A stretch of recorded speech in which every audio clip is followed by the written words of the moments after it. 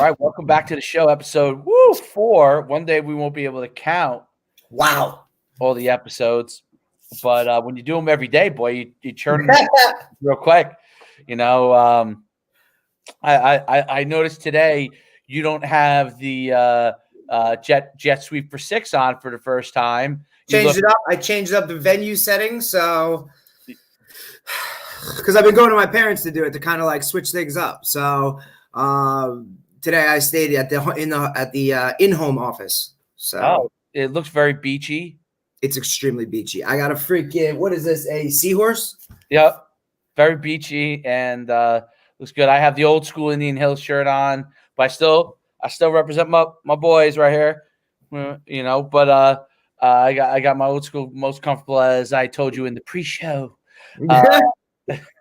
Our pre-show meeting in our green room, beautiful green room we have. It's amazing. You know, it's like Saturday Night Live's green room. Set it up. Yeah, beautiful green room, and you know the spread of food that we have. That you walk right in, and there's just spread of food there everywhere for us. And, the Yankee clubhouse. Oh yeah, it's unbelievable. So yeah, I walked into the green room. I said I'll put one of my most comfortable sweatshirts on, and Indian Hills take you back a few years. So today we got a packed show. You know, calmer Coach Schuman today. Yeah. Well, I didn't set you off to start this thing, so we're good. No, not yet. So we're good to go. You know, it is early. Yeah, it's no doubt. So there's a lot of good stuff to cover today. And now those of you on the show. Oh, by the way, before I tell you this, I don't know if you saw Coach Farina selling the tickets for Becton. To get those guys rings. Obviously he was my former line assistant. That's awesome. I bought 3 tickets from so he can, you know, help get those kids rings. Oh, absolutely. I'll have to check that out. They were Group 1 champs, right? The NJIC champs. We talked about that. Good for him. Undefeated too, I think. Yes, and I believe I saw yesterday there was only 5 or 6 teams in all of New Jersey that went undefeated. Oh, is that what it was? That's pretty. Yep. Some of the teams were very interesting names, but are we doing trivia first or later on? No, we got to do that after. We got to hit these stories first. Okay, so where do you want to go with it first? Do you want to go with first of all last night's game? Steelers remain undefeated. Right? It's hard to believe that at one time Robert Griffin III was a Heisman Trophy winner. So now, didn't they? Now I didn't. You know me. I didn't watch the game. So I did. I know. Did Good God! Didn't they play? What's his face? The other guy. Trace McSorley. Yes. How was he? Let's see. He came in at the end of the game and actually threw a touchdown pass. Okay, so that's when it was 19-7 and it got to 19-14? I'm pretty sure Robert Griffin III got hurt as well. Really? He had one really nice, maybe I want to say 50, 60-yard run, and I think he tore a hamstring. No, really? Sweet. Oh man. Well, why didn't okay. So they're hoping for this way. From all the talk radio I heard today, people said, "Are you taking the Steelers over the Kansas City Chiefs after watching that game last night?" No, I'm not taking the Kansas City Chiefs, Steelers, or anybody over the Kansas. I'm not taking the Kansas. I'm not taking the Pittsburgh Steelers over the Kansas City Chiefs any week. No, not the way that offense is rocking. Good God. Oh, they're unbelievable. And they got next Jets head coach. What's that? Is that the next Jets head coach? Who, Bieniemy?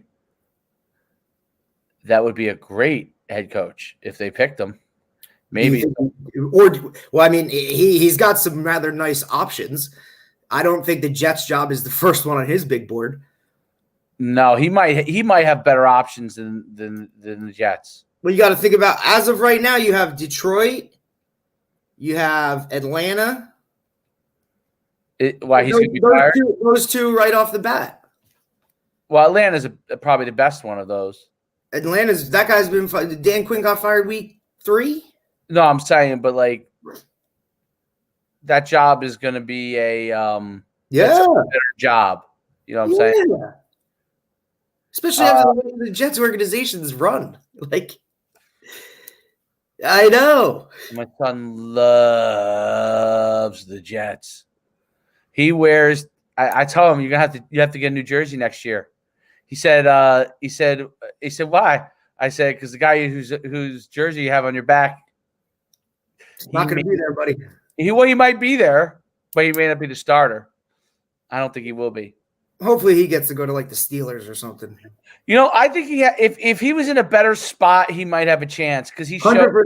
Everybody thinks he's this whatever quarterback. Look, I just think he was young coming out of USC. He didn't play that much at USC, and then he just dude, we don't have any weapons. But I agree with that. We can sit here and talk terrible Jets till forever.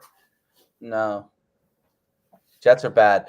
Okay, so we're moving on. Steelers, the Chiefs are the best team. The Steelers are pretty good. They got a lot of weapons.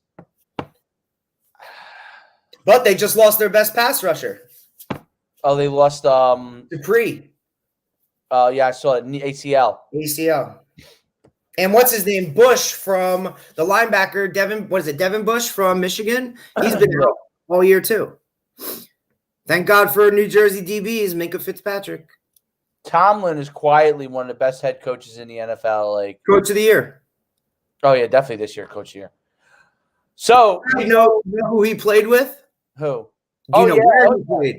Frank Dawson. William and Mary. Shout out Frank Dawson. I know you're listening. And he played with what's his name? The head coach for Buffalo. Who's that? The head coach of the Buffalo Bills. He was on the same William and Mary team that Mike Tomlin was on. You're talking about 2 NFL head coaches on the same college team. Oh, Josh McDaniel. No. What? That's the offensive coordinator from the Patriots. Wait, you said the head coach of the Buffalo Bills. Correct. Slips my mind. Fact checker. That's my job, fact checking? I mean, head coach Bills. I can. Sean McDermott. Yeah, Sean McDermott. How do you think that college coach feels? Pride? Jimmy Laycock. Come on. Their head coach was Jimmy Laycock. Jimmy Laycock was the head coach of William & Mary. Obviously, because since me and Coach Dawson's a little bit older than me, but same age range. He was the head coach. We were in the same conference. Back then, that was the Yankee Conference, which then fastest player out of Butler high school history, William & Mary. Oh, yeah. Conklin. No. Dave Conklin. Yeah, there we go. That should have been one of the quick trivia questions of the day. Group 1, 4x1 team. They had speed. Freaks. And was Van Zyl the receiver? One of them. Shout out Coach Van Zyl. Okay. How about we'll start off with let's just jump right into Texas, man. I think that's a good story. Tom Herman on the hot seat. Urban Meyer's candidacy fuels speculation around Longhorn's job. How about that? Tom, first of all, what do you think of the job I've watched Texas a few times. I think they're pretty good. Like, why, other than when Mac Brown was there, does Texas underachieve? Always. I don't understand. Their quarterback is good. He's like a 4-year starter. He is really good. What game did I just watch? He's a monster. They won a big game. He's a thick dude. He could throw. He could run. He's a Texas high school quarterback. Yeah, he's good, man. But you're right about Texas underachieving. The only time, Texas obviously when they beat, Pete Carroll's USC freak shows, back in the day with Vince Young, and then didn't current starting Giants quarterback Colt McCoy, didn't he take him to a final? Colt McCoy did, right? That's when he got hurt. Right. And who was the head coach of that team? Was that Mac Brown too? Who came after Mac Brown? Huh? I know the guy who used to coach at South Florida was there somewhere in between. Charlie Strong, who was a great defensive coordinator under Urban Meyer. Yep, and Dan Mullen was the OC. Right. Had some success at Louisville, then went to Texas, went down. Terrible, and then he was at USF. And I don't think that went that too well either. Negative. I find that so interesting. But then, so Tom Herman, who was before Tom Herman? Might have been him. Because Tom Herman had success for where was he? Houston for a year?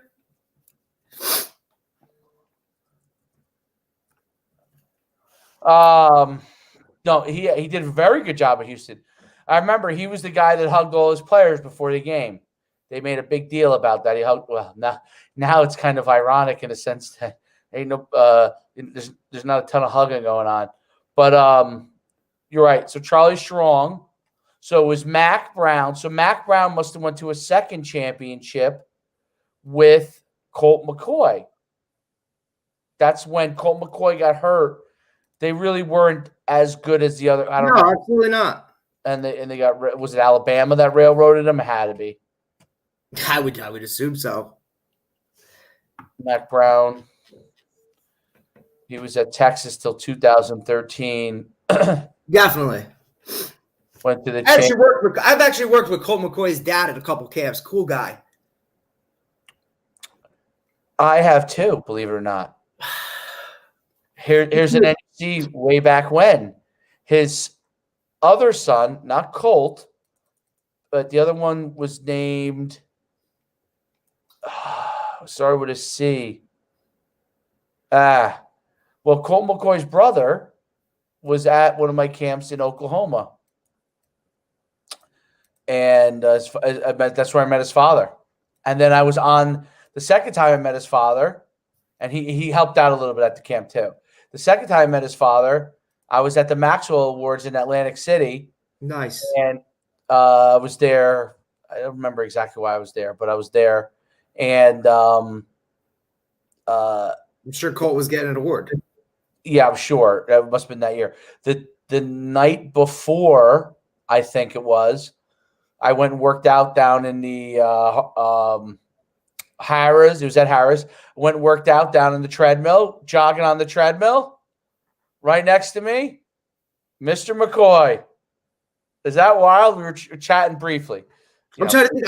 When I would work those pro camps, when you would get the NFL guy to come in and do it. I'm trying to think of who I want to. Maybe he did one when we did OBJ, or maybe Saquon. He was a cool dude, though. He worked a lot of those camps. That was the best gig ever. Those guys that used to fly around, direct these camps with a pro, and just cash in. That must have been 2009. They went to the BCS game. So he won it in 2005. Texas won it in 2005, and then 2009 they went back to the game. And he ended up being 158 and 48 in his career, Mac Brown. And now he has basically brought Carolina back. Yes, he has brought Carolina. Well, that's where he was before he came to Texas. Right. Then Charlie Strong.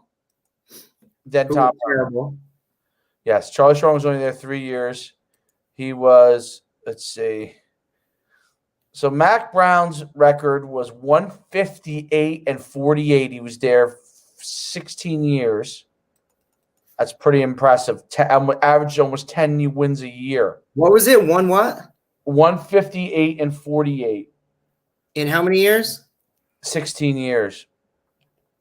He averaged almost 10 wins a year. Still not good enough for Texas. Unbelievable. Charlie Strong was 16 and 21. Yeah, you know. And what's Herman? Now Tom Herman's doing pretty well. He's 23 and 13. So 23 and 13 in what? This is what year? This is year 4. So he was 7-6 in year 1, 10-4, 8-5. Now he's 5-3. But like you said, underachieve. Like everybody looks at, Texas as probably being the top football state in the country, if not easily one of the top 2, top 3. Why can't you win there? Why don't you win consistently? Well, what a lot of people don't know is they do win consistently. Right. It's just not national spotlight winning. Or as much as people would want them to win, I guess. That might be. Well, probably because they're not in, if you think about the Big 12, you're usually thinking about Oklahoma. The conversation is usually obviously Oklahoma or Texas, and it's been Oklahoma because how are you supposed to mess with Lincoln Riley? That guy has had, look at all the successes he has had from, taking over for Stoops. Absolutely. So going a little bit further into this, they have underachieved, but I think Tom Herman's gotten better. And Sam Erlinger. That's the quarterback. I think it's pretty damn good. And Tom Herman's scheduled to make $6 million in 2020. He's a coach. Texas was trying to get Saban there a few years ago. So, does Urban Meyer now? If you were to guess, how old do you think Urban Meyer is? 50. He's not 55. He's 56. He's really pretty young. His start. He got his start. He was wide receivers coach at Notre Dame. Then he became the Bowling Green head coach, I believe. Then he went to Utah. Then he was Florida, and then Ohio State.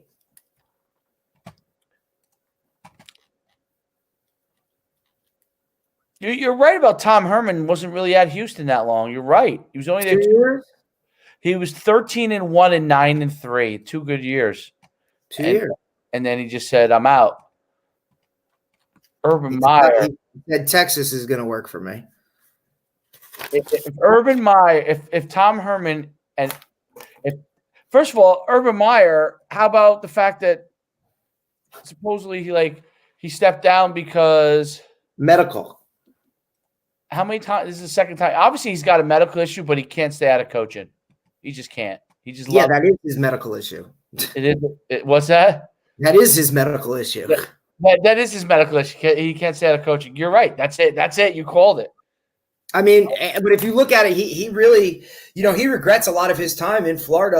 I've seen interviews and read some things on him that,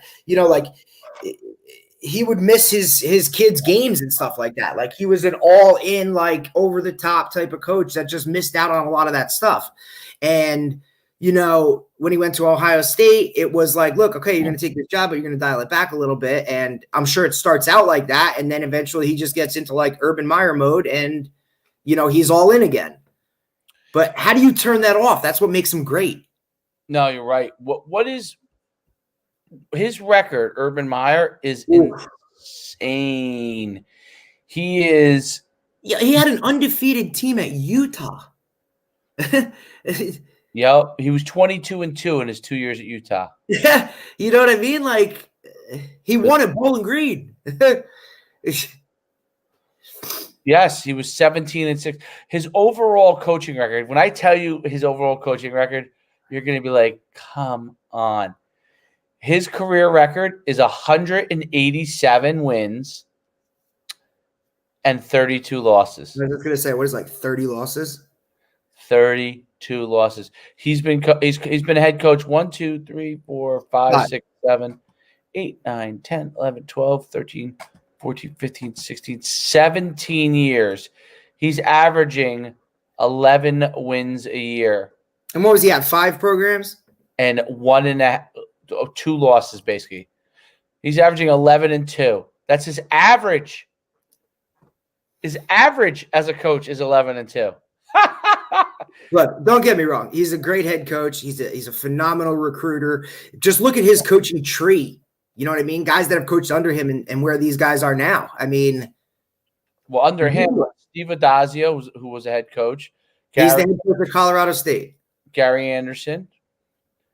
That's TCU. Wisconsin, Oregon State. Chris Ash. Defensive coordinator with Tom Herman at Texas. Yep. They might be both out of a job again. Tim Beckman, who was at Illinois. Greg Brandon, I don't know who that is. Ryan Day. Yeah, that's not a bad one. DJ Durkin. Luke Fickle. Cincinnati. Tom Herman. And so wait a minute. So Tom Herman's on there. So you said that he blew the whistle on him where then? So explain at that. Ohio State, when I forget the assistant coach's name, it was the receivers coach, had some issues. I think it was domestic violence. Oh, Ohio State. Yeah.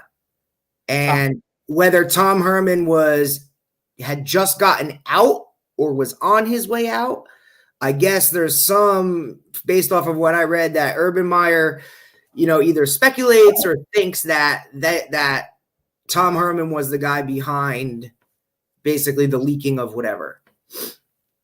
Got it. And that guy's like his relative, right? Through marriage, I think. I think his wife's sister? The receivers coach, you're saying. The guy who got in trouble or whatever? Right. I think it was like his wife's cousin or something. That was ugly for a while. That was ugly. That was part of what kind of pushed him over the edge. Right. I think. Right. And then he had to take like a couple weeks off and all. Yeah, I get it. Like, I'd play that card too. Was he suspended for 2 games? Might have been. He might have been suspended for 2 games. Or I don't know if he was just. I don't know if it was like they kind of. Either way, I think that would be. Now, look, are people going to argue that Urban Meyer always gets put in amazing situations? Yeah, but he's earned that right. Well, he earned that right after Florida. Right. Like, and even stepping into that, he's coming from Utah and then he's stepping into Florida. All right. Well, he still had to build that thing up. And then, okay, well, what? He gets the Ohio State job. All right. Well, he earned that reputation from Florida. So all right. That brings me to my first question for you. Go. I'm giving you a trivia question. I'm sprinkling mine in right here. Who was Urban Meyer's quarterback at Utah? Alex Smith, bro. Oh, ding, ding, ding. That's one for you. Come on, man. All right. Well, I threw you a softball, okay? Lob pitch. Threw you a softball.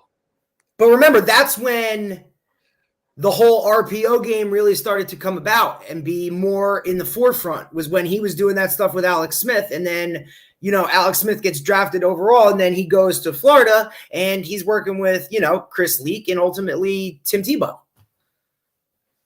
I'm going to draw you up. Not to mention a bunch of other freak shows, but, I'm going to draw you up in a few seconds. The play that they made famous there. Utah? Yep. The Utes? Yep. Do you know what that play is? Have you ever seen it? I won't know until you draw it up. Okay. Well, I'm going to draw it up for you. So Urban Meyer goes there. And he said he's 56. What's that? He's 56 years old. He's 56 years old. So you're right. He's relatively young. Yeah. Now he's not Tom Herman young. What's that? I said he's not Tom Herman young. No, he's not. He's not Tom Herman young. And how many times is he going to do this? Get out, go back, get out, go back, get out. I mean, I guess you could do it as many times as you want. You know what I mean? You look at a guy like Nick Saban, once he's finally done in this last run, I don't think he's coming back. You think he's retiring? Yeah, I would think when Saban's done, he's done. I don't think he's going to be a Parcells that keeps coming back and forth. I don't think – even look at like a Mac Brown. How many years was he out of football and then came back? That's hard to do. Very hard. I mean, even if you stay around the game, like, hey, I'm just into, I'm just going to go into broadcasting. I'm going to go into that. But if you're out of the game for a certain amount of time, I mean, look at how many things change year to year, just, with just at the high school level, let alone being out of the game, coaching. I mean, you're talking about now like a whole different, dynamic of student athlete, especially the ones that this academic world is producing. How are you guys going to be able to interact with student athletes going forward? That's why some of these guys, it's why some of these guys hire people who they hire to kind of, strengthen their weaknesses. Like, you think Nick Saban's on Twitter? Oh, I know. It's crazy. All right, you ready? Go ahead. You drew it up? All right, here we go. Let's see what we can find here. Let's see if we can get this for you. This is, I don't want to give away my other trivia question right there. Okay. Can you see? This is the play. I drew it up real quick. I didn't go in the huddle. All right, I see it. Okay, this was the play. He either ran it, shoveled it, or pitched it. And then he basically would come out on this island and kind of either get a read here, or they did, if they had a problem with this guy here. So, and that was the play. So it was a double read. Not the easiest play to run in high school unless you're committed to it as like a real staple, because I think just that forward or back pitch could get the forward pitch is not a problem, the shovel, but the back pitch could get dicey if you're reading the end and you're, what I mean, type of thing. But it gave you a double read there.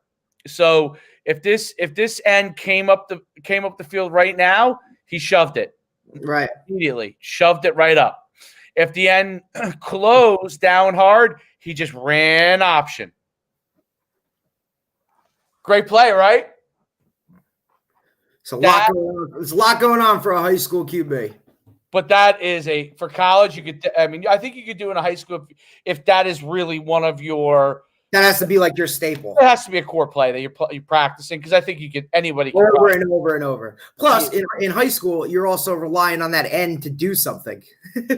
Right. You're relying, right. Sometimes that ends enough. Right. And we talk about that all the time, how sometimes plays are supposed to work and they just don't, because high school kids don't do what they're supposed to do. You know what's cool about that play, though? I always liked about it. We ran it a little bit at Saddlebrook with Baharness. But he liked to run it on the goal line and just shove it best thing ever. Just shove it, forward. Like he bait him, shove it, walk right in. But what I liked about it is, like if the guy did come up the field and you didn't shove it, and you can make the end miss and just follow. It's just basically an ISO. Yeah, it's a lead. Yeah, it's an ISO. If you made a mistake, it's just make that guy miss and just run ISO. So it's a pretty good play. That was the Alex Smith option play, and he killed teams with it. He rushed for it so many yards. Is that funny? And what's wild is a lot of my early zone read stuff came out of Utah and Florida, right from when he went to Florida right after that. Well, that's what he started out with. Like that's what he brought with him. And then when he got Tebow, he was like, oh, guess what? I can really do this stuff. I can run QB blast and power all day. Jump pass. Yeah, that's my running back basically. So coaches, there you go. There's a little play for you. That was the Alex Smith play right there. That was the Utah staple. They killed teams with that. Killed them with it. And I'm sure, I can't remember now, but there was definitely a pass off of it, maybe a pop, like a pop pass. Oh, so that leads me, you doing that right there leads me into my first question, which is, okay, here it is. If you had, obviously, situational, I know it would be one way or another, but if you picked one play to run offensively, what are you running? If I could run one play. If I said this is your favorite play. My favorite play is probably QB power. Figures. Yeah, that's probably, but with the option, you know what I mean, of giving it the jet QB So power. you bring a jet motion across and then with a puller? Yeah, with a wraparound. Yeah. That's probably my favorite staple play. I have some my favorite run play. My favorite run play is really like a jet action counter. That's Right. favorite, but the play that I would say is yes, my favorite play to run would probably be QB power. So there you go. So just anyone who plays me. I was just gonna say, anybody preparing for us to play, make sure you can stop QB power. Yep. But then I'm gonna do all kinds of 900 other things off of that. Right. So I don't think you need to tell anyone that they'll do 900 different things. I don't think you need to tell anybody that. Anybody who watches any film on us knows it's they're playing. They're geared up for whatever. Prepare for QB power. So, but and then yeah. So that's my first question. So I'm gonna give you now. Mine's more of a trivia question. Well, first of all, you know what? I'll ask you as a counter to that because I know the answer to this. I think I know, but it'll help other people who are coaches.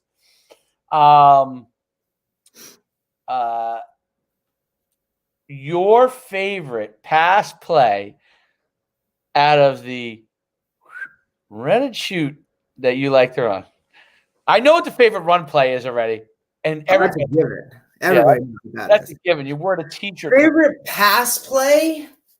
Probably smash concept. Just regular hitch and corner. Yep, hitch corner. And then if I needed to, what we do is if you wanted to run it out of trips, you could go hitch corner. Inside receiver would have the option to either run a vertical route or sit it right down over the middle, right underneath the safety, depending on what he was doing. Mm-hmm. So you have that third option in there. Obviously, half roll everything and then go from there. I just watched it one as a receiver in the offense. This smash route, or the corner route, as a lot of guys call it, was just my favorite route to run. To me, it's impossible to cover unless you have either a freak show corner that can play the hitch and come off, or you have a safety that just reads it perfectly. So as long as you had a QB put that ball anywhere, just running that route was steal it. Or any QB, it was an easy throw. You're throwing a hitch 5 yards down the field all day, bam, bam, bam, right down the field.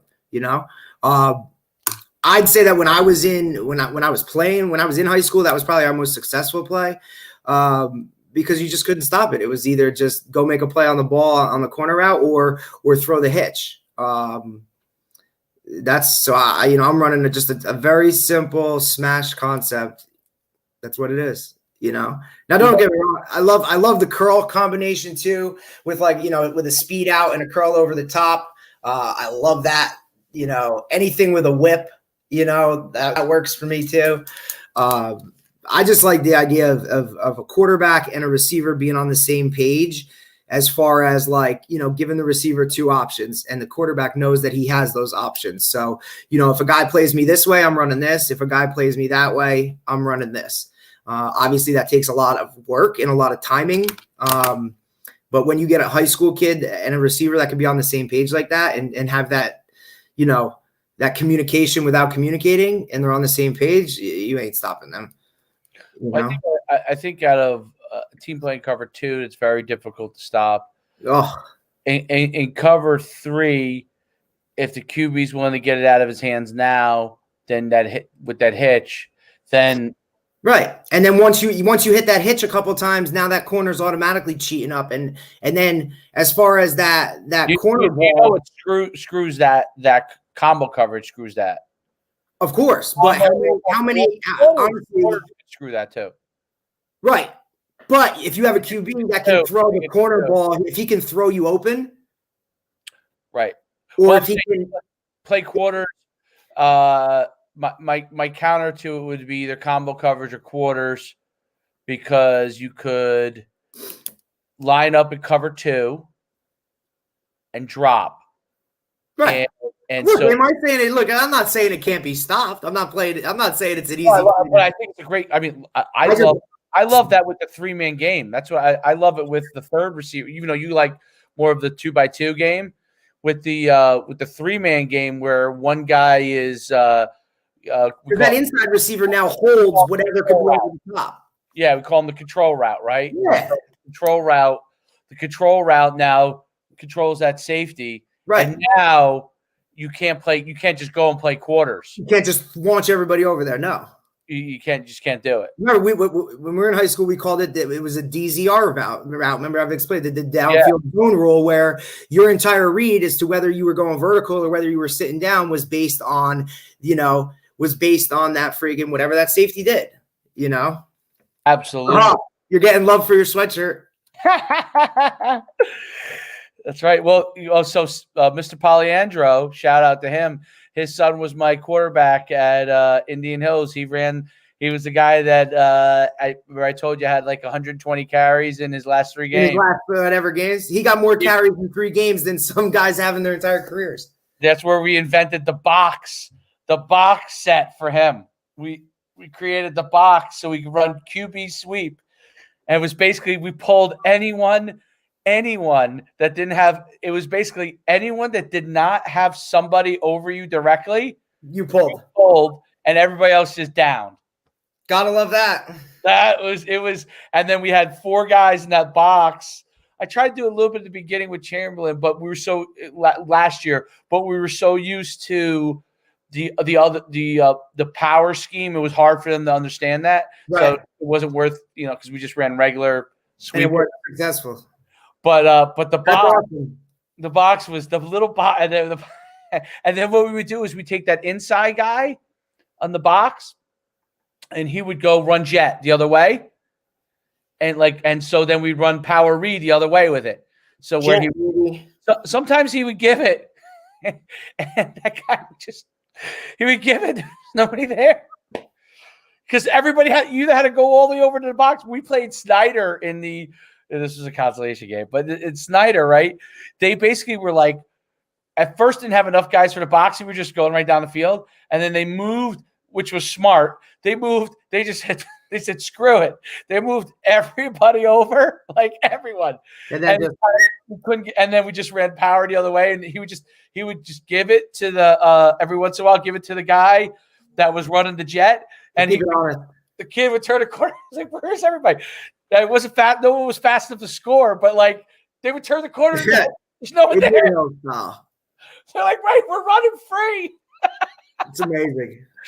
But he was because he was such a good. He was actually such a good just runner. And you know what? That was his first year playing football. How about that? Sure. Imagine if you had him for a couple of years. If he played from the beginning, he was a great basketball player. That's right. You said that. That's right. But he had gone to Hawthorne Christian to play basketball originally, I think. And then I think it was Hawthorne Christian. And then transferred into Indian Hills his junior year, but it was late when he wanted to play, but it was kind of late. And so he just, I remember I don't even know if he came and visited me or not, but he wasn't sure. Like basically if he was there earlier, we would have definitely had him his junior year too. Right. But anyway, so yeah, he was now he plays at Springfield. So played 1 year of football. There you go. Plays at Springfield, got an opportunity. It was a great story. Anyway, okay, so moving along. So is your deduction that Urban Meyer will be the next head coach at Texas? I kind of think he will. I don't know. That's a bold prediction, bro. That's bold. And I don't know if they want to pay that buyout. And I don't think Tom Herman has done – I watched them play. They're pretty good. I mean, they've had – they're pretty good. I don't watch Texas enough. Like, there's not an appeal for me to watch Texas. Mm. I'll watch some random MAC game on a Tuesday night, but I won't watch Texas college football. I don't know. I kind of like Texas. I don't know. Something about Texas. But I feel like they should get every recruit, but I guess they don't because there's so many programs in Texas, and then there's Oklahoma, of course. Right, like you can literally to recruit Texas is like recruiting nationally. Yeah, By far, most scholarships. Hands down. No one's close. How many players? I bet my guess is over 300 per year from Texas. There's a reason they hold the All-American game there. NCAA rap most D1 players. Texas has. Oh, let's see. 5%. Texas, Florida, California. Has to be. I mean, I can't get an article like the way that all right. What is this? This is percentage of D1. Well, percentage I think is like Florida or Georgia, but the actual number of kids D1. Texas, Florida. You found it? California. That's what I'm assuming. Yeah, it has to be. Texas has to have the most. Just look in the NFL and look at the starting quarterbacks in the NFL and how many of them are from Texas. I'm not saying they played ball in Texas. And most times, your quarterback's not coming from the University of Texas, but Texas high school quarterbacks are, for the most part, your starting quarterbacks in the NFL. There's no doubt about it. I can't find it, but I thought it was 300 or something per year. Oh, wow. Texas sent, you ready for this? This was 2000. This is 6 years ago. Oh, my God. In 2014, Texas sent 400. This is 2014. I'm sure it's somewhere around there still. Texas had 469 guys, D1. That's insane. I've been guilty. And how many in New Jersey sent? 2014. I'm sure it's 64 Jersey had back then. And I'm not knocking Jersey by any means. Like, you know what I mean? No, Jersey's top 20, definitely. I think it's been as high as top. I think it's been as high as we're top 10. I think it's been as high as top 10. I think we're top 10. We're right around there. Look, you got your big three. We both know it. Depending on the year. Yeah. But that's why sometimes when, I laugh, sometimes I see this stuff on Twitter and these parents are talking like, why isn't little Johnny from so-and-so New Jersey getting a D1 scholarship? And then, I go down to South Florida and look at my boys program and I'm like, because they're all right here, Yeah. I think it was, what was it? Might have been 2017 when he won 2016, I think it was. His starting secondary, the year they won the state title, the Florida 5A state championship out of American Heritage Plantation, his secondary, okay, the guys were going, it was LSU, Auburn, Tennessee, Alabama. That was his secondary. That's crazy. Right? And I'm like, okay. You're going to Wilkes. You're going to Montclair State. You're going to Kutztown. That's crazy. Right. Sorry, guys, but this is big boy ball. And so when guys want to make the argument about, is Wall number one in the state, well, go play Bergen Catholic, who's, got guys at these places and pretty successful. I mean, Jalen Berger from last year, Don Bosco, who's basically the starting running back at Wisconsin as a true freshman right now. He was in a backfield with another monster who is at Rutgers right now. And he's not, that guy's not, that kid's not even seeing the field at all. And Jalen's out here in Wisconsin as the starting running back. So, you know what I mean? Like, it's different, people. It's different. Okay. I'm sorry, but it's different. No doubt. So, and I sent that article on him last night that the Wisconsin guy did on him. Did you read it? Read it tonight. It's good. I'll definitely read that. Talking about Jalen Berger? Nasty. Yeah. Oh, yeah. He was a great player. And you like him because he's a Bosco guy. So I'm loyal. How about this? No doubt. How about this story? So UCF Knight, and we talked about Alex Smith earlier. UCF Knight's quarterback Mackenzie Milton entered transfer portal 2 years after devastating the injury. If you might remember, that was brutal. This will be his 5 years are over, so I guess he's going to get granted a 6th year. He had one of the worst knee injuries, very similar to Alex Smith's injury. I believe it was dislocated kneecap, right? Yeah, and that was the team that was undefeated, and he was a Heisman Trophy candidate, if you remember at the time. So what I read today is, because obviously when we said we were going to talk about it, I looked it up and said, and I know he hasn't played in like an astronomical amount of days, but the thing I respected the most was he went to his coach like now.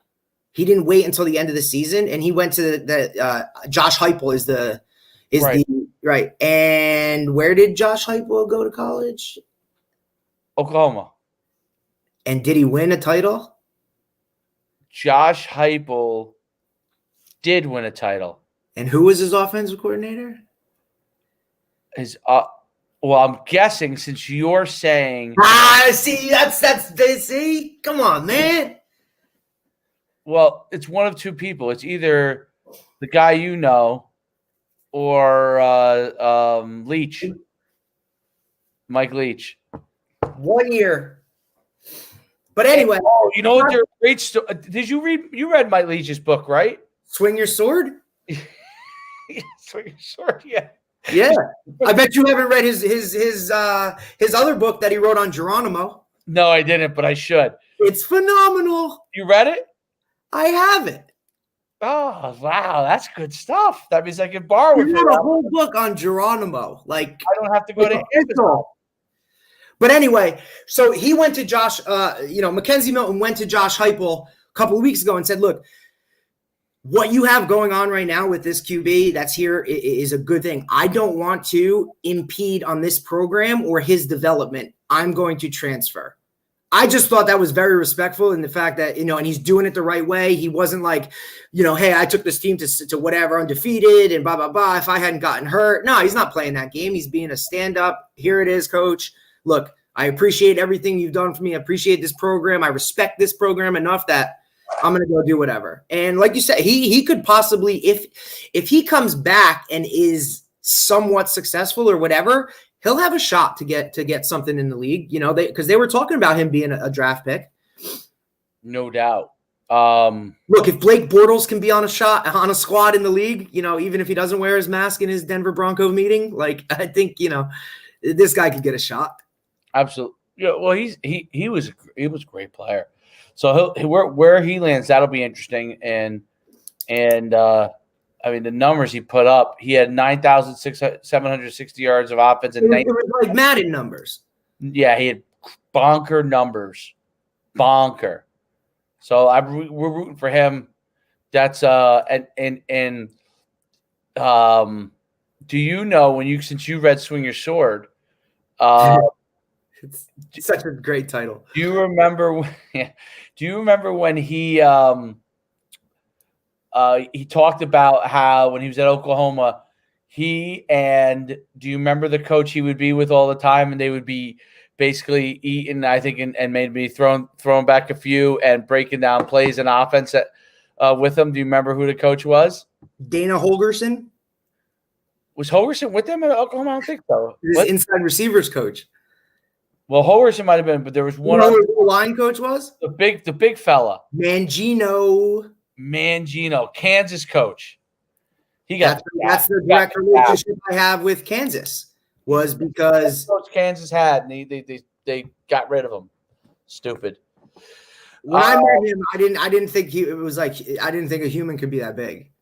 No, he is enormous human. Mangino. Orange Bowl 2007. They beat Virginia Tech. I was there to witness the game. Nobody thought they had any right even being in that game. Yeah, that's when they had Aqib Talib. They made that real nice run. I mean, it was wild. He was excellent coach.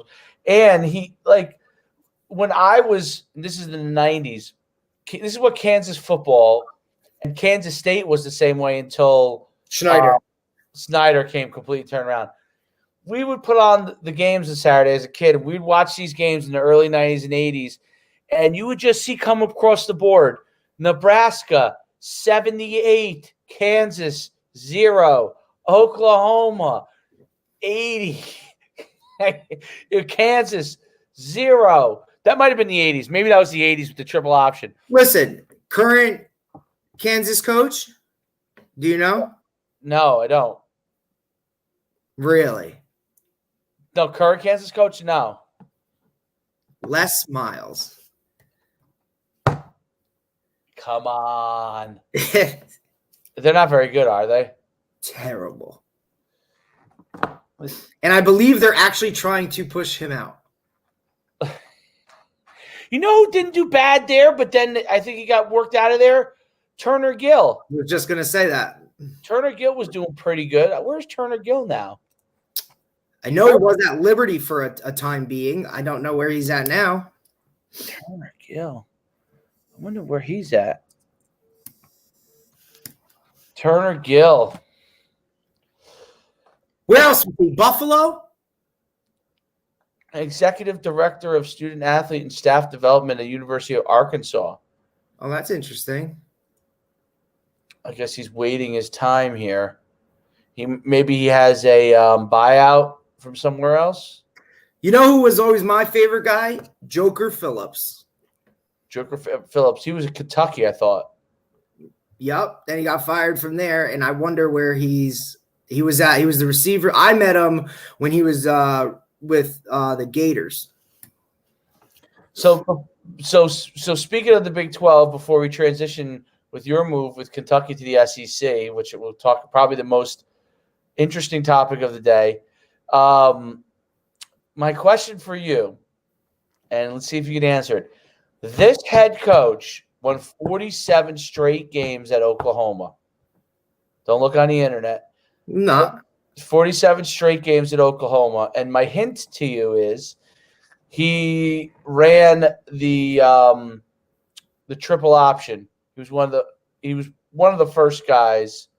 I'll give you one more hint. Barry Switzer was his assistant. I was just going to say, was it Barry Switzer? Close. That's what I was going with. So it was obviously the guy before Barry Switzer? Yes. Did he coach Marcus Dupree? Before him, but what? Did he coach Marcus Dupree? No. Barry Switzer coached Marcus Dupree. I wouldn't know. Bud Wilkinson. No clue. You have no idea who he is. None. One of the greatest. Now I'm trying to think. Was there 30 for 30? I don't remember. Well, I watched the one on the Boz. That's why. Right? Didn't they have a 30 for 30 on the Boz too? I think so. That's such a great series. I don't know why they didn't do more of those. Obviously, the ones I dove into were the ones about Miami. Oh, the Miami ones. They talked about being able to get in the nightclubs and Miami Dolphins not being able to. That was the best. I have to say, as a kid, my favorite. So Miami won, and then they played Alabama, and Alabama beat them. Remember Well, they made a big deal out of it, and when they got off the plane wearing all the fatigues and then lost to Joe Pa's Penn State, that was a big That was the 80s. That was the originals, right? But then they won. I'd have to look that up. Well, obviously everybody says they probably would have had back-to-backs if it wasn't for the phantom pass interference call in the end zone in 2000. What was that? 2003? Because they smoked Nebraska in 2001. They smoked, yeah. They had guys like that was like Andre Johnson, Jeremy Shockey. It's like that's where 25 of those guys went on to be all pros. Just a Rolodex of NFL guys. Their backfield at one point was, Frank Gore, Clinton Portis, Willis McGahee. Hello. Their tight ends were Jeremy Shockey and Kellen Winslow Jr. Okay. Sean Taylor just ran down on kickoff, for God's sakes, because he was behind, Ed Reed and all these other guys. Like, freak shows, man. Yeah. And like, you look at those teams, like, and this is like what I love is Schiano coached there during those times. Like, different beast, man. Schiano, that's right. Schiano coached there. He was the defensive coordinator. That's right.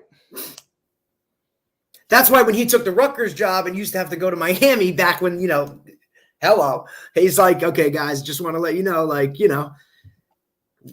we're going to win the game, but I don't know if we're going to win the game. Yeah, and that's old school Orange Bowl, man. That's when Miami was Miami. That's before, when they had their own stadium, before they were driving 35 minutes to the Hard Rock Stadium that they play in now. That's, not even close to campus. That whole atmosphere and stuff is gone. No, that's all gone now. So, transitioning, Vandy football coach. So what's going on at Vandy? So obviously everybody knows, the story of and you'll have to fill me in. I forget her name. The female soccer player from Vandy that, suited up and was on the roster for their game this weekend and ended up, going in and having a kickoff and, was the first female player to play for a Power 5 team and all this really good stuff. And then side note, they lost the game 41-0. Well, there's two things that people have kind of gone to, which is wild. I think a little bit wild. One, there's this thing about that. Well, first of all, the head coach got fired the next day. Derek Mason. But he probably was going to get fired anyway. I don't know if it was going to be then, but I don't think it had anything to do with that. Some people say there was a last-ditch effort to try and rouse some interest. I don't know. Save face or bring PR to it. I don't know. But the interesting thing, I think it was Sarah Fuller's her name. They supposedly probably a name that we should know. Yeah, supposedly she gave a speech to the team at halftime. Oh, yes, this is part of some of the issues. I'm going up. And then the second thing was she went out and kicked, and I guess it was a squib kick, which I don't think that was intended to be a squib kick, and then got SEC Player of the Week. So people feel like she didn't necessarily earn her spot, got put in the spotlight on a bad team. There's a lot of hard feelings about that. And now there's some players that are saying that they may opt out of the last game because of all the stuff along the lines there where they may have been able to use another kicker and they did it as a publicity stunt. Listen, and this, I've told you this before. I had a young lady on our team who worked her butt off and did a fantastic job, earned every bit of her playing time, played mostly in JV, but actually got in some of the games in late stages of the game, did a great job, held her own. So I think an example of someone who earned it. She came from the soccer team, just finished her soccer season where I think they won the SEC championship, came onto the team. They put her in the game there. There's some sort of issue with all of that. I don't know the details of exactly the issue, but I look at it like if she earned her opportunity, no one has a problem with that at all. Absolutely not. See, what I think some of these players are questioning is, did she really earn her spot? Did we have to use, did we have to put her in this game? Did she have to dress? Were we in those, what is her dressing? How is her dressing and kicking a squib onside kick going to help us win this game? Right. And was the objective to try and get the first right woman to play in college sports, which I understand that that you might want to do that, but I don't know if a team downtrodden like Vanderbilt is, and those players, I'm sure those players have been working so hard, dealing with the pandemic, dealing with all this kind of stuff, and still losing the game by a landslide, struggling to keep themselves afloat, and you want to turn this into a PR publicity issue. It's stunt, and that's the thing I think that gets lost in it. I don't think anyone has an issue with a female that's right to have the opportunity. It's, did she earn the right to have that opportunity?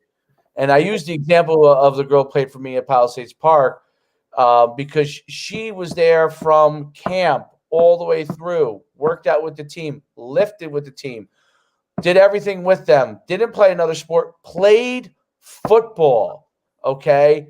And she had to go into her own locker room, in the girls' locker room, get dressed, come out with the guys, did everything. And you know, she used to always say to me, Coach, don't ever worry about what you say. You know, I'm on the football team, and I'm just one of the people on the team, just like the guys are. So don't cater anything to me. And, you know, I thought that was really, really, obviously she had to be in a different locker room, but other than that, you know, for her to go out of her way to say that, part of the team, right? She wanted to earn her right. Right. She didn't want any special treatment. She didn't want anything like that. Yeah, I get it. She was, what a great kid. And she got her varsity letter. She played in probably 5 or 6 games. And she dominated, actually literally dominated in JV on the D line, and got in here and there in some of the varsity games, you know, late in the game and stuff like that. But she earned her right to be there, and everyone would. I'm telling you, when she would go in, the place would erupt because they absolutely earned it, right? Literally. But I think that's part of the reason too. Is now you don't have someone being pushed into a game. She earned her way. And I think that's obviously what some of these guys have an issue with is, look, you know, we're out here competing every day to try and win friggin' football games, and you're basically making a mockery of my work by saying, okay, well, we're going to do this so we can bring some whatever to this program. Now, my question is, especially seeing Derek Mason fired the week after this happens, is it his call? Or is he put in a situation where he made that call hoping to save his job? Or that I don't know. Already set in motion? Is there any connection whatsoever? I mean, it's definitely not a very good look. You know, the tough part is it's that's obviously speculative, and now he's gone and nobody knows. But he was probably in a tight spot. I don't know what. That's a tough. We talked about it off the air. That's a tough place to be, man. You're talking Vanderbilt, probably close to freaking Ivy League academics. Definitely Ivy League for being in the SEC.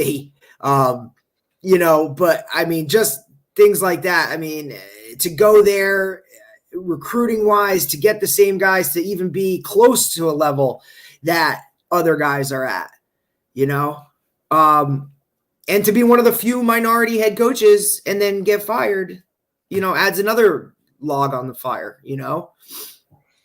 Well, there's no doubt about that. I mean, I think that's being an African-American head coach in the SEC conference. Well, I mean, he was there 7 years, and I think definitely had that's a good run, real good teams. I think the tough part is Vanderbilt in general. Oh, I lost Coach D there, but Vanderbilt in general is a situation that can be a very, very difficult place to be a head coach at, just because of the academics. The academics part. What happened to you? It was what happened to me yesterday. What the hell? I know. It's only episode 4. We're working out kinks. Well, the academic part of Vanderbilt is the most difficult. So in SEC, right, and you know firsthand, obviously, highest caliber of football. And I'll tell you this: it's one of those things where Vandy. There's several times that they've been close to getting over to over that bar, but never have. And that's a tough place in general. But good luck to a guy who coached me back in college. Todd Fish is now the interim head coach. Coached at UCF back in the day. So good luck to Todd. Good man. Obviously been around. He's been at Boston College, Louisiana Tech. I want to say maybe he's even been in the NFL for a while. Notre Dame. So quite a few different places. And but Todd is good luck to him at Vanderbilt. He needs definitely all the help he can get, and hopefully he can right the ship. And for the last game, and they get everything worked out. So, but that's that. That's the Vanderbilt. That's a tough situation. Very. My always thing is all players should earn their right to play, no matter who they are, and that is gentlemen and ladies. They should earn the right to if they want to play football to get on the field. I got a topic I want to talk about because it circles back to what we talked about. I think it was our first episode. We were talking about BYU. So this weekend, BYU has picked up a game. The Coastal Carolina, the top 25 ranked Coastal Carolina Chanticleers were supposed to play Liberty. However, Liberty has gone down with COVID. So BYU picks up the Chanticleers, gave them a call and said, look, you want to come to our place Saturday afternoon? College game day is going to be here anyway. Let's dial it up. I love it. And I tweeted this out this morning. Same thing like an Ocean City DePaul thing. Look, hey, you got an open date. We got an open date. You want to come play ball? Let's come play ball. Especially for a team like Coastal Carolina, who's just kind of getting into this D1, this FCS world. Right. FBS world. Where now they're look. We're trying to put our program on the map. We've had a pretty good year. We're undefeated. We've been on national television a couple times. But you know what? If we want to get our program to that level, if we want people to see who we are and recognize this program on a national level, sure. Number 9 BYU, I think that's what they're ranked or whatever. You're undefeated. Come on in. Let's play some ball. Let's go. I think that's awesome. I hope it's as good a game as it is. And I know that I texted you or called you earlier in the year and said, when I was watching Coastal on TV one night, I said, dude, they do some crazy things offensively. So definitely going to be 2 exciting offenses to watch on Saturday afternoon. Absolutely. They're really exciting stuff. And I can't wait for college football this weekend. And then I think the following week is Army-Navy game coming up in 2 weeks. Oh, did you see they both released their uniforms for the game? So cool. Really? I gotta look that up. I believe Army's they're paying a homage to a specific unit as far as that's deemed. So the certain things that go into the uniform are deemed for a certain type of unit. And then Navies are just they're just on a whole nother level. The helmets look like they're marble. Wow. That game that game is so good. Let's see if we can get those unis up, and then we got to go to our quiz here. Let me see. Is this the uni? Yeah. Yeah. Oh, Yeah. wow. Dude, their unis are who's this? Under Armour that does Navy. And then Army is Nike. Army's Nike. Army's uni. Oh, Army's like homage. Right. They're paying homage to a specific unit, I believe. I think the tank unit, whatever they call that. The Wolfhounds. It's awesome. And then the Navy. Look at the Navy. Wow, Navy. They do some crazy stuff, man. These are tight. They're every year. Those uniforms are. Oh man, those are great. Man, oh man, I love it. They deserve it. Those guys are gonna go serve after they play. Mandatory 4 years. So, well, all right. Quiz time. So, who's up? You or me? I think you're. I did Bud Wilkins. That was my second one. So you're up now. Are we going? You want football or random category? Random category. Random category. Okay. You just you were convicted. Okay, convicted of murder in the first degree. You're getting the death penalty. What is your last meal? Ha! A porterhouse steak for 2. Oh, I knew it. You're so cliche going steak.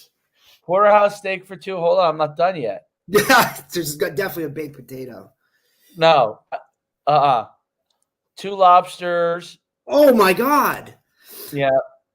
Because you said this is my last meal. So yeah, last meal. You get your last meal. You're that's what I want. I want two full lobsters I can crack open and really work. And then I want to rest for like after eating because it's a lot there. And then I'll have some sides, but that's not the biggest thing. How is your steak going to be cooked? Medium rare. And then I would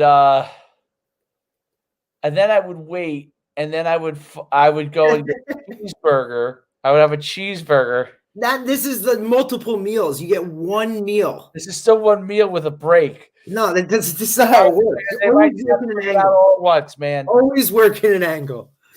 Yeah, cheeseburger. Okay, just I find the best cheeseburger spot. I mean, to me, I think I'd have to get it. Like, I don't want any I want a Shake Shack double cheeseburger, double Shack burger, nothing on it, just the cheeseburger. Okay. You're putting thought into this. I want a cookies and cream milkshake.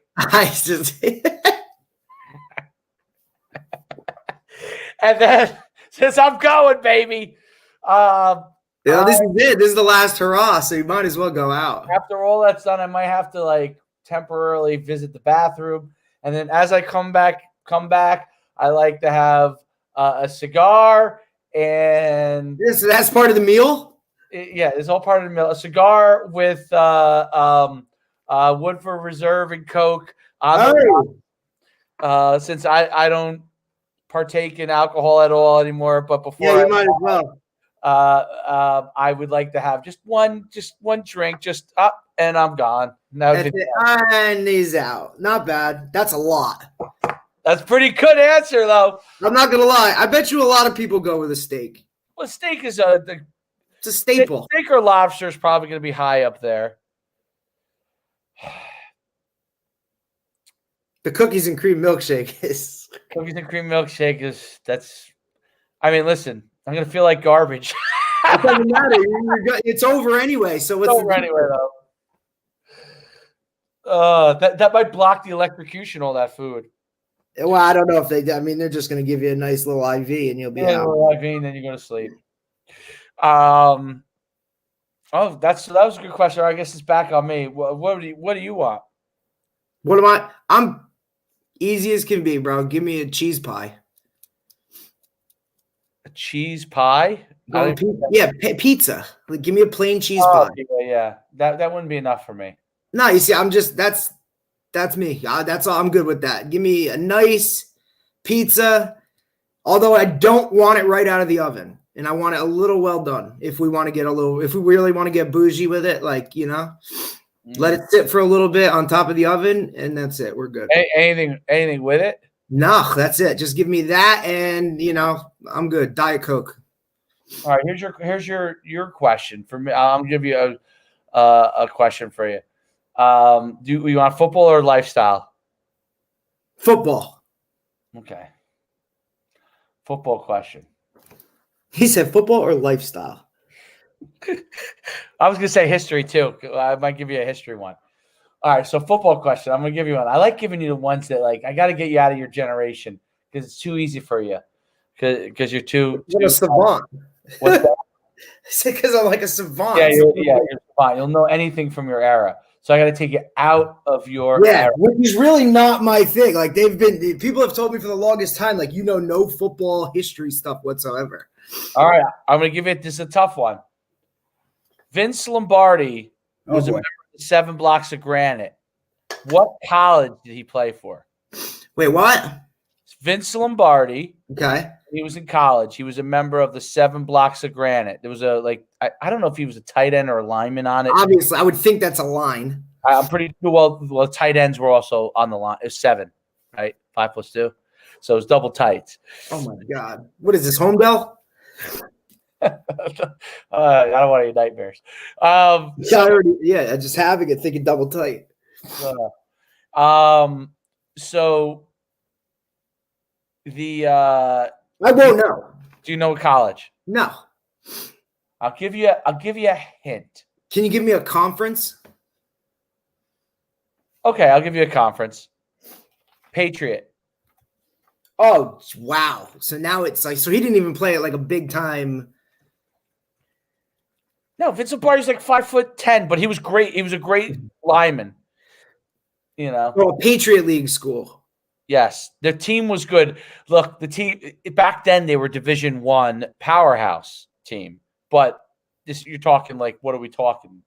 40s? I don't know. So we're thinking Patriot League. So Patriot League, that's teams. That's like Holy Cross, Fordham, right? Am I in the right ballpark? Yes, you are. Yeah, Lafayette, Lehigh, Bucknell, Colgate, Northeastern. Northeastern was in my conference before they got rid of football. I don't know. I really don't. I wouldn't even know. Fordham. So Vince Lombardi went to Fordham University. Correct. In the Bronx. Correct. I'll give you one other question on this, and I know you're not going to know the answer to this. Vince Lombardi was an assistant coach. He was the defensive coordinator for this team at the same time that Tom Landry was the offensive coordinator for this team. Giants. Correct. Tom Landry, Mr. Dallas Cowboys. He really was it's funny in the end that he was considered a relic offensively, but he was actually an innovator back when he came to Dallas. That was part of the thing. He did the shotgun. And nobody did that. He was the first guy to put the shotgun in with the Giants. What year did he go to the Cowboys? I don't know that, but it had to be like 70, 16, maybe. So the 70s were what? The Cowboys and the Steelers? That was kind of the decade of the Cowboys and the Steelers. Although the Jets won. No, the Jets won in 69. Yeah, let's not get crazy. Right. The Jets won in 69. Right, and then the Niners were the 80s. And Dolphins were pretty good in the 70s. Oh, yeah, they went undefeated. Right. The Niners were pretty good. Not Niners. The Raiders were pretty good in the 70s. John Madden won a championship in the 70s. He retired really young. Coaching. And then he just became like, He couldn't. He was a big. I mean, he's always big guy. He was an excellent lineman in the NFL, and then became the head coach. And then in the 80s, the Niners were good. I think he was supposedly like kind of how he was, workaholic, like stressed. I think he stressed himself out a lot. Yeah, and that's before that stuff was even on the forefront of like, this is medicine. Yeah, he was. I think he had a very hard time. Okay, so that was my question for you. You got another one? Because I got one more for you. Question. Football or life? I'll go football this time. Football. All right. Most important special team. Most important special team.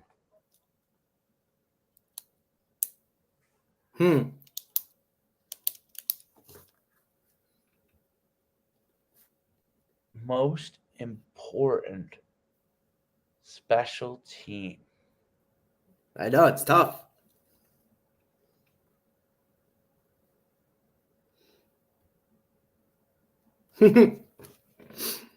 They're all important is really the answer. Well, that's a give me. But if you had to pick one that maybe you would concentrate a little bit more on. Well, I know I concentrated probably way too much time on punt and punt return, but I think kickoff is really important. I think it's easy to perfect. So if you spend a certain amount of time on it, you could really perfect it. Not perfect it, because not that some great player can't just run right down the field and because he's faster than everybody. But if you bury people inside and make it longer for them to go, I think if you could have a really good kickoff guy, okay, that's the ideal thing. That's the most important thing. But even better if he's really good with his kicks, meaning he could squib, put the ball in different spots, do on sides. I think potentially that could be the most important team. Now, if you don't score enough points, you don't get to kick off. Right. So those kind of go hand in hand. If you're a team that's on the rise and is not yet scoring on a regular, I think punt and how you handle punt fakes and punt become the most important. When to kick, when not to kick.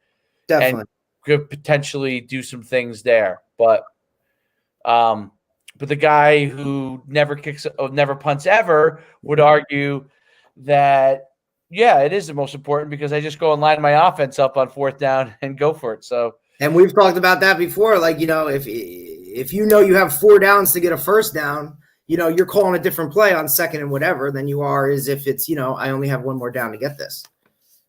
No doubt about it.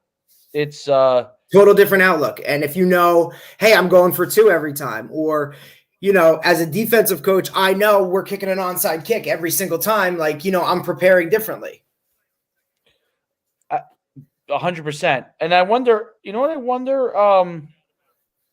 I wonder if from this standpoint, if we could figure out how, I don't know why when I answer the guys on here, it doesn't necessarily go to them, because when I look on Facebook, it doesn't necessarily, I have to actually go onto Facebook to answer them. Oh, so it's not like one, like it doesn't just spread throughout all of the ways that we're broadcasting? It does, yeah, it says it does, but then I'm looking on their Facebook and it's not. You know what I mean? Which could affect the interaction. Right, because now we can't get people going back and forth, unless you're, like Guy sitting at the bar.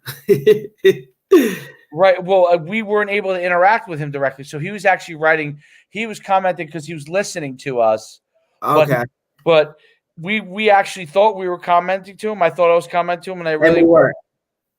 Yeah, we're going to have to figure out that stuff. Yeah, absolutely. But I mean, as far as the platform, it looks great. But we got to figure out that stuff. Okay, I'm going to give you your question. This one, if you'll take it, is history. Go for it. History question. Now, you're certified in history, correct? Yeah, I knew you were going to preface that. That way, when I screw this up, everybody's going to be like, yeah, you don't know shit. I'm trying to think of the one I want because I have a lot of history in my head. Yeah, that's because you've been watching so much Netflix. I watch a lot of YouTube. Okay, this one's pretty easy. I'll give you a layup to start. Grant and Lee. So actually, General Lee. Civil War.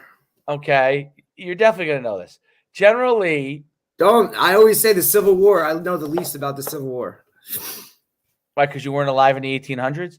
No, it's just not. It wasn't my forte. I just never really. I don't know. It just frustrated me that we had to go to war with each other. It made me so bad.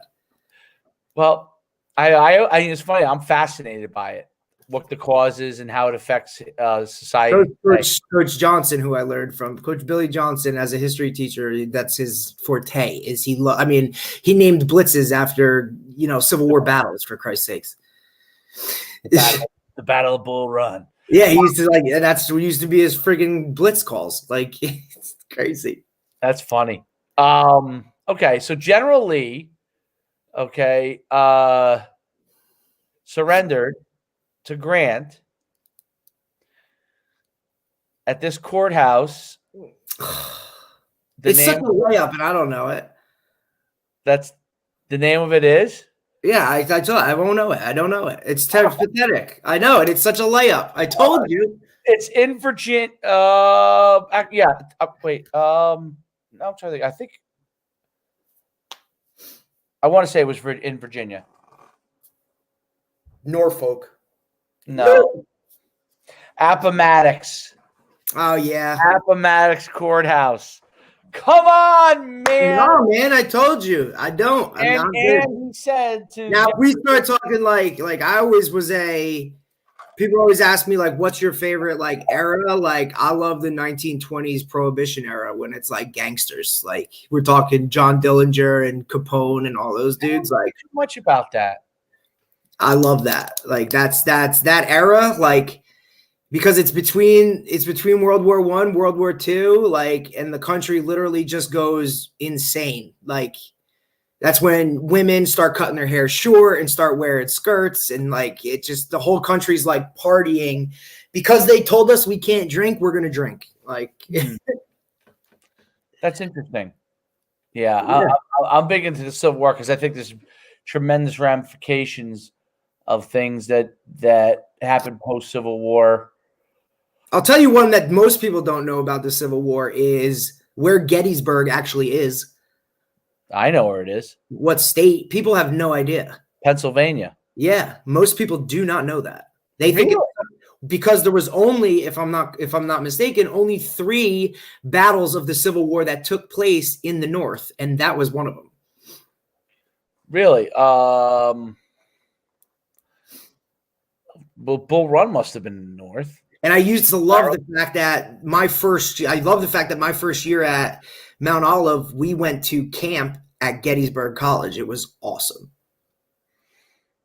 Like you want to talk about football plus bigger picture stuff, like that was cool. Practicing whatever, and then going for a late night run through friggin' Gettysburg Fields. Oh, that was like in the movie. Remember the Titans, but I mean, it was just so much more than that. It was cool. That was cool. So that was my question for you. I follow up with another one, but I'll let you ask one more, and then I'll ask one more. And I'm sticking with history on you, getting away from football, but I'm sticking with history because I think I can stump you again. All right, so football or life? So I did football last one, right? Yeah. So all right, so let's do life here. Dream vacation.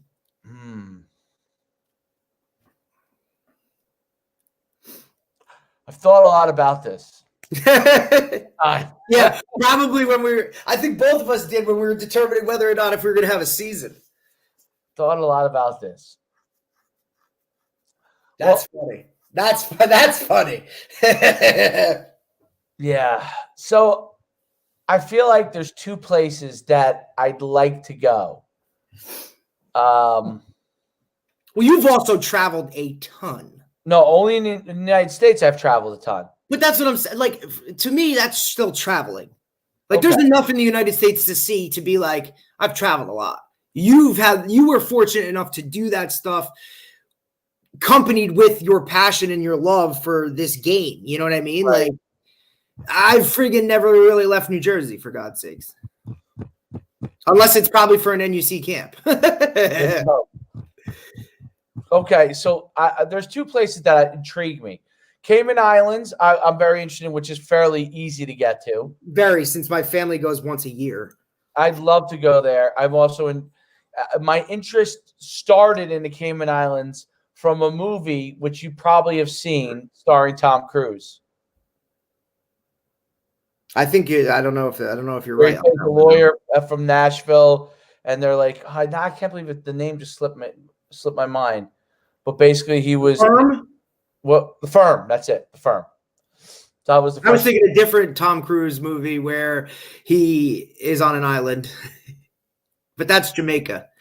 Oh, that was Cocktail. Great movie, dude. That is a great movie. What's the name of the drink that he asks him to make? Hey, bartender, do you know how to make a hurricane? Red eye. A red eye. That's hey, bartender, you know how to make a red eye? You know how to make a red eye? And he's like, "What the hell are you doing down here?" That's what he's. How dare you talk that way about my wife? Who, Pocahontas on the beach? And do you know what movie she starred in with Patrick Swayze? That woman, that actress, I should say. Yes, Roadhouse. Yeah, boom. That's it. Roadhouse. Love that movie. Roadhouse. And do you know the movie that both Tom Cruise and Patrick Swayze were in together when they were young? What is it? Chippendales?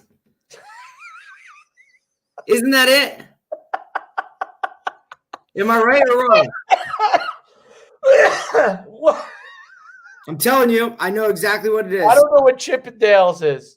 I'm telling you, hang on. But you're looking it up. Yeah, because I want to know if I'm right. Not Chippendales. It's a famous movie. It also has Ralph Macchio. Oh, you're talking about Outsiders. Yes, The Outsiders. What was Tom Cruise's name in Outsiders? Was he Soda Pop? No. It was a terrible name. He had a bad.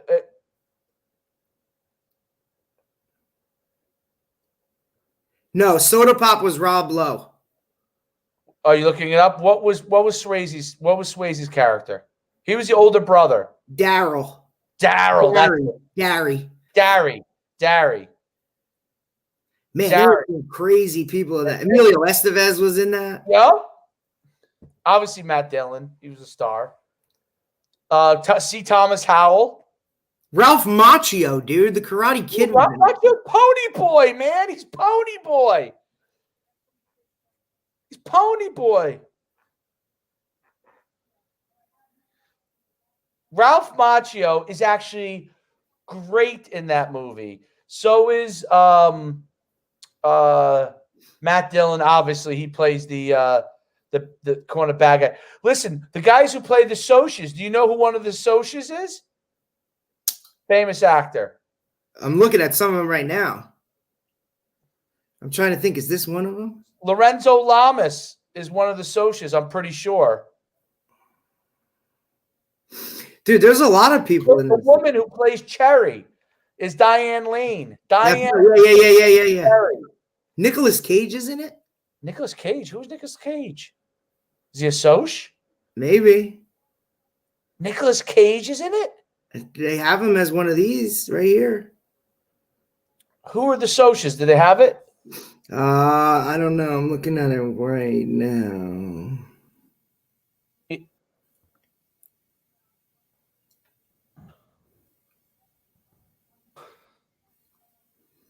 The Socs, which were like the Greasers and the Socs. It's one of my favorite movies of all time. I read the book. 1983. I mean that by the way, that is Saddlebrook, the Outsiders. Even though that takes place in Oklahoma in real life, I think it is where it takes place. But that's basically like my hometown, kind of how everybody. Yeah, I could see that. Wow. My hometown would be not the Socs. They were like the Greasers. Yeah. The Socs would have been like the kids from Paramus. We would have thought of, right there off, right off 17, or right off. What is that? Fairlawn, definitely Fairlawn. Yeah, I can't. So the Cayman Islands. So the Cayman Islands, and the second one is just because I've seen it so many times, and I'm intrigued by it, is Bali. But I think it's a little dangerous now. Well, it was for a while. I don't know if it's Southeast Asia, just in general. Yeah, Bali's. So, in the quick fact, my mother was born in Indonesia, lived there till she was 5. My mother's an immigrant, and then she moved to the Netherlands, and then moved. And she picked Saddlebrook. No, she lives in Saddlebrook because she married my father. I know, that's what I'm saying, and that's damn. That didn't go so well. So. For everybody, other than the kids, obviously everyone loves the kids. Bali's and Saddlebrook, but the rest of it didn't go so well. But she went from the Netherlands and came to America, literally, as they say, on Ellis Island. Yeah, with my grandma. They were sponsored, and they went to Chicago, and they landed in a town called Bolingbrook. I guess they were someone sponsored them there, and then they end up, going on from there.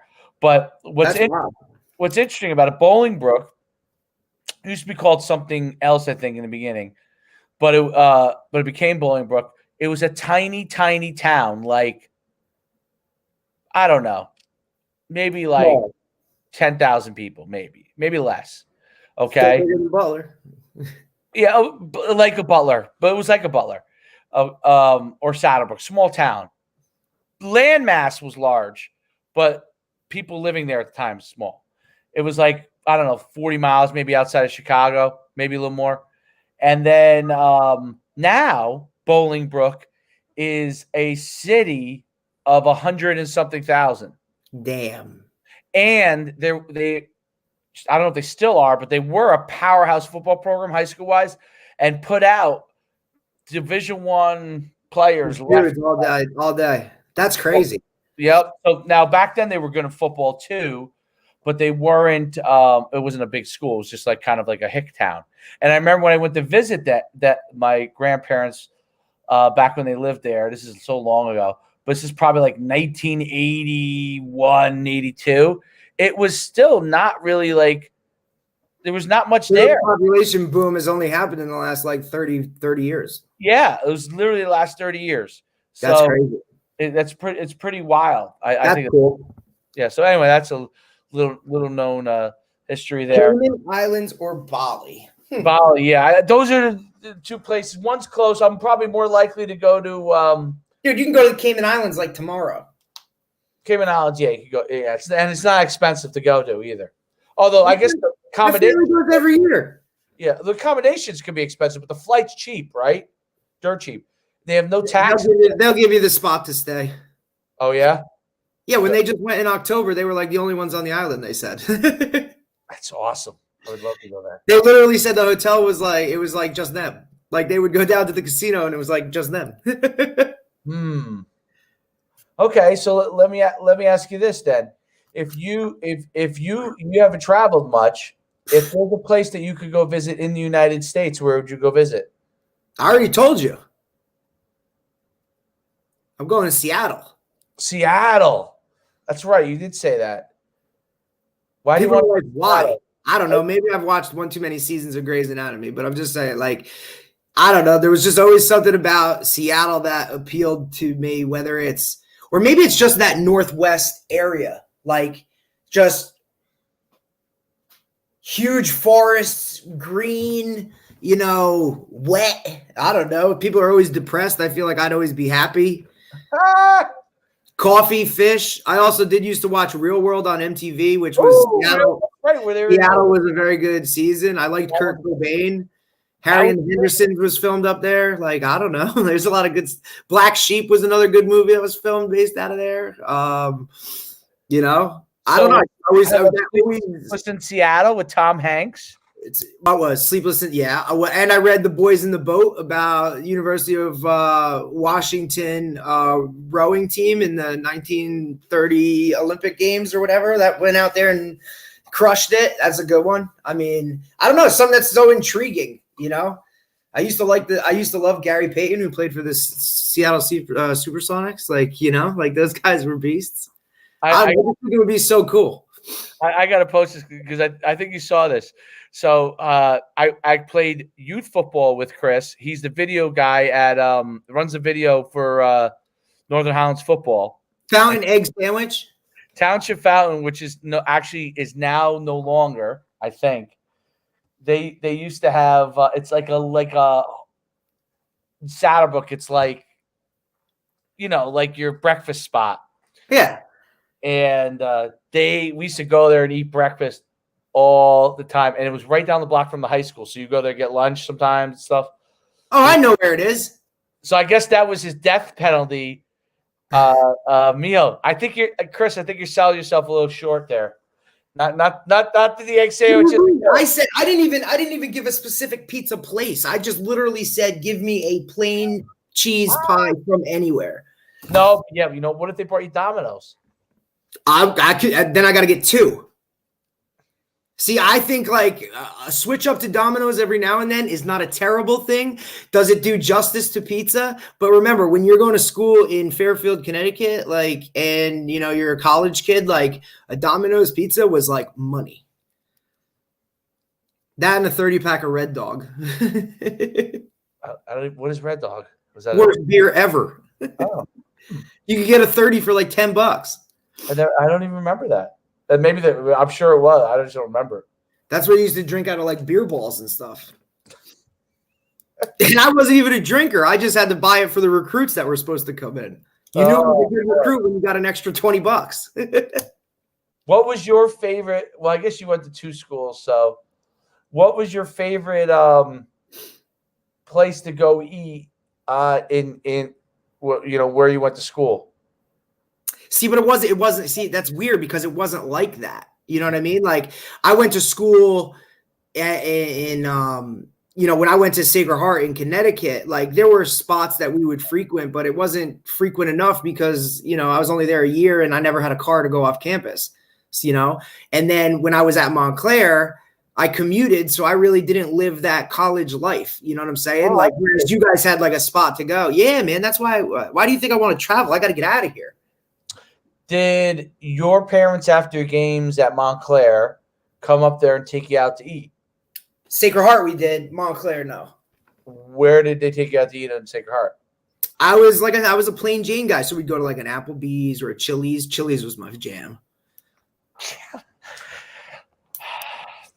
Hey, you gotta hang out with me more. I tell you, let's get you. Because you're a foodie.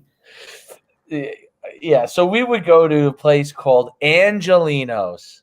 Right. See, like you had a spot, right? Like so. I went to. I was only a Sacred Heart for a year, which means I only got 4 home games, 5 home games. Right. I went. Actually, you know what? What actually we did do most of the time was my parents would come, and obviously you've seen my family, so it's not just my parents. It was family members out to a zoo, and we would tailgate after the game. So after the game, I'd go out to the parking lot, and Dad would have the grill fired up, and my family would, have 5 parking lots. And here we go. What do you want? Grandma, grandpa would be up there, all my cousins and stuff like that. My roommates would love life because they were like free food, like, you know what I mean? And, it would be, whatever girl was there for the week was hanging out, and it was, it was just good stuff, like coaches would come and, even like coaches would, that's what I liked about that place too, was coaches would come out of the office after a game, most times if it was a win. And they would come and hang out. Yeah. And that was just a different way to like, hey, it was like how you kind of like there wasn't many coaches going out to another, freshman football player's family tailgate and saying, hey, what's up? And it's, it's different in college where, you can crack open a beer with your coach and nobody says anything. You know what I'm saying? Or your coach is having a beer with your dad and it's cool. Not where that didn't happen. UConn, that did not happen. You see, and that's what I liked about being at Sacred Heart that's the type of place it was. I knew going to that school, that's the type of school it was. And coming from a group 1, smaller school, right? School? What's that? It was a small school, right? Compared to what it is now? Like I actually looked it up the other day, like numbers wise, it was very small. And then compared to what it is now, like, whew, I mean, it's probably increased by 20,000, 25,000 students since I was there in 2004. Not to mention campus itself, like, boom, like buildings all over the place, housing all over the place. I mean, I guess when Bobby Valentine is your AD, things change. That's true. They had at UConn, they had this breakfast place called Kathy John's. Well, Montclair State has a diner right on campus. Oh, yeah, the diner right there. I've been to that diner. It's shut down now. It's done, I think. There's actually one on campus, not the one on 46 before you get to Route 3. There's one on campus, literally, and it's old school, like 1950s diner. Really? I've never seen that. Yeah, I think it's called the Red Hawk Diner. I don't know where that is.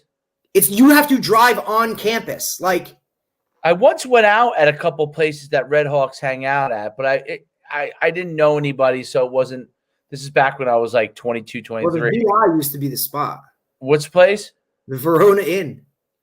I think I've been there. Yeah, it's right in like West Orange, or it's on. That's right on what is that?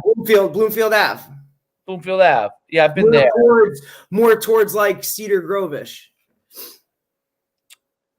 Yeah, I've been there. There was some other place that was kind of tucked away that I've been to too. I want to. Well, like, isn't just Jake's? Yep. Montclair. And you got to remember, I wasn't even that kind of go out type of person. You know what I mean? Like, I wouldn't, like, these guys would go out after a game and I'd be like, dude, how do you guys go out? I'm so tired. Yeah, just Jake's. And then I would be like, I just ran around on every special team and played every snap of defense. And you guys want to go like get blasted. Like, I'm cramping already. Like, I want to just go home and go to sleep. Because we never had Sunday practices. Montclair is a pretty cool downtown. They have some good restaurants down there. Montclair, Cuban Pete's. Yeah, Cuban Pete's have been to awesome. Montclair is definitely a cool downtown. Cool, very cool downtown. Very much like a Morristown. Yep. It's definitely because it goes like what Montclair, yeah, but then yes, right. And then there's some breakfast spots over there too that were good that would be packed. There's a lot of good places. Yeah, I'm thinking about it. There's a lot. Well, that area where you are in, like, you're kind of like, because we used to drag Troy when we first had Troy, because we lived in Roseland, which is right there, West Orange. Right. So we lived in the Avalon, right? We were living in the. Is that what it was called? Yeah, I guess it was the Avalon. I know. I used to plow your snow. That's right. You did. That's right. Because half the one side of the condos and weren't even done. At the time, that's right. We moved there when it was just there was just like 2 streets. That's right. Troy was a little we moved there before Troy, just before we had Troy, and then we had Troy, and we were living there. That's when you came from Hoboken, right? I came from Hoboken. We'll have to talk about that in another show. Yeah, all right. We'll have to like put that one somewhere. That's a separate show.